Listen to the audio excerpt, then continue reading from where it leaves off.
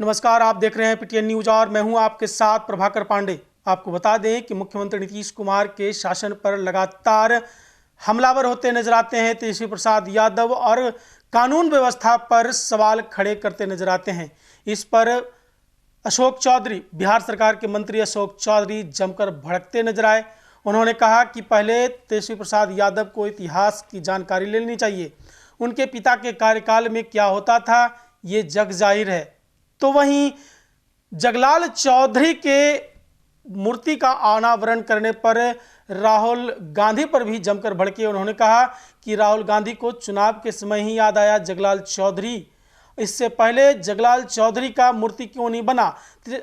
कांग्रेस की इतनी लंबी समय तक कार्यकाल रही लेकिन फिर भी मूर्ति का अनावरण क्यों नहीं किया गया। इस तरह की बातें कहते नजर आए अशोक चौधरी। तो वहीं डीके टैक्स को लेकर भी उन्होंने जमकर भड़के तेजस्वी प्रसाद यादव पर। उन्होंने कहा कि संजय यादव भी थे, उस पर भी सवाल खड़ा होता था। मुख्यमंत्री नीतीश कुमार के साथ जो भी रहते हैं उन पर हमेशा सवाल खड़े करते रहते हैं ये लोग, क्योंकि नीतीश कुमार के कार्यप्रणाली अच्छी है, इससे ये लोग क्षुब्ध रहते हैं, चिढ़े रहते हैं। उन्होंने कहा कि अब बिहार की जनता जाग चुकी है, तेजस्वी प्रसाद यादव की सरकार कभी नहीं बनने वाले। लालू प्रसाद यादव जिस तरह से नालंदा में आह्वान किया है सबको, जनता से ये कहा है कि तेजस्वी प्रसाद यादव की सरकार बननी चाहिए, आप लोग वोट दें।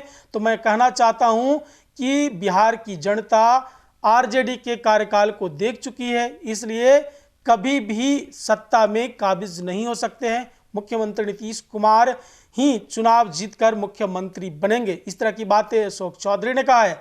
और क्या कुछ कहा है, वीडियो ये देखें। वही तो कॉन्ट्रडिक्शन है ना, आपसे में ही कॉन्ट्रडिक्शन है। बिहार में सर लॉ एंड ऑर्डर को लेकर के राजभवन राज्यपाल से मुलाकात करने के लिए तेजस्वी यादव गए थे और कह रहे थे निकलने के बाद कि बिहार में जो आपराधिक घटना वो लगातार बढ़ रहा है और ऐसे में मुख्यमंत्री नीतीश कुमार चुप्पी साध रही है। नहीं, ठीक है, जैसे आप एक्सपेक्ट नहीं कर सकते हैं कि तेजस्वी जी जाएंगे और राज्यपाल से मिलेंगे और सरकार की बड़ाई करेंगे। ये सब तो ओपोजिशन का अधिकार है, जिस अधिकार का वो प्रयोग कर रहे हैं कि लॉ एंड ऑर्डर है। तो अब इनको तो एक्चुअली में क्या है ना, बेस नहीं पता है ना कि बेस क्या था, कहाँ से बिहार निकला है। उस समय तो तेजस्वी जी बहुत छोटे थे, उनको पता नहीं है कि कैसे स्कॉर्पियो से राइफल निकला रहता था, कैसे 118 नरसंहार हुआ, कितना जातीय अनुवाद हुआ। ये सब तो उस समय बच्चे थे, तो उस समय तो जानकारी नहीं है। उन्होंने ये भी कहा कि बिहार को मुख्यमंत्री नहीं डीके चला रहे हैं। वो तो बहुत कॉमन है। ये तो जिसको पुराने जो लोग पहले कहते थे आरसीपी सिंह के बारे में, अब आज इनके बारे, जो लोग मुख्यमंत्री के साथ हैं और मुख्यमंत्री को बिहार के विकास में ताकत दे रहे हैं, उन सबको ये लोग टारगेट कर रहे हैं।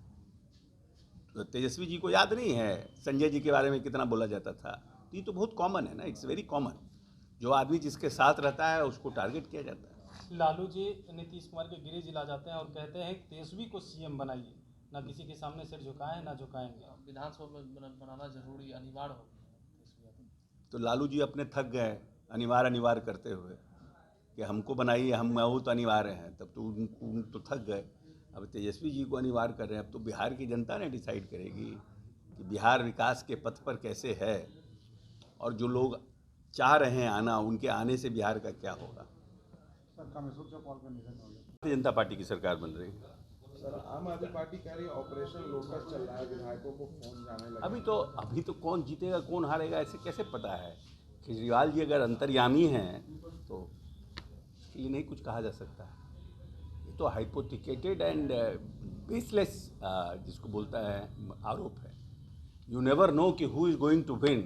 हम लोग भी 10 चुनाव लड़े हैं, खुद चुनाव लड़े हैं, हम लोग को पता रहता है क्या कि हम लोग जीत रहे हैं। कॉन्फिडेंस रहता है कि हाँ हम जीत रहे हैं, हम हार रहे हैं, लेकिन श्योरिटी तो किसी को रहती नहीं, तो किसको फोन जाएगा। तो टोटल बेसलेस है। दिल्ली में चुनाव अब अरविंद केजरीवाल जी श्योर हैं क्यों जीत रहे हैं।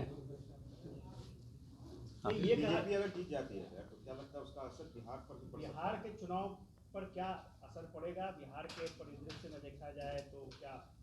Don't worry about Bihar. BJP और एनडीए, बीजेपी और जेडीयू और बाकी जो हमारे घटक दल है, इसमें कहीं कोई कन्फ्यूजन नहीं। हम लोग मजबूती से घूम रहे हैं। हम लोग पाँचों यहाँ एनडीए चुनाव लड़ेगी नीतीश जी के नेतृत्व में, देयर इज नो कन्फ्यूजन।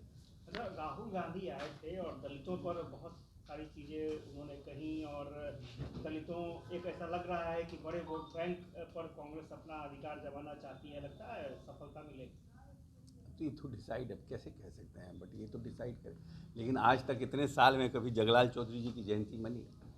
सिर्फ चुनाव के ही साल में क्यों जगलाल चौधरी जी याद किए गए? जगलाल चौधरी की मूर्ति किसने लगाया?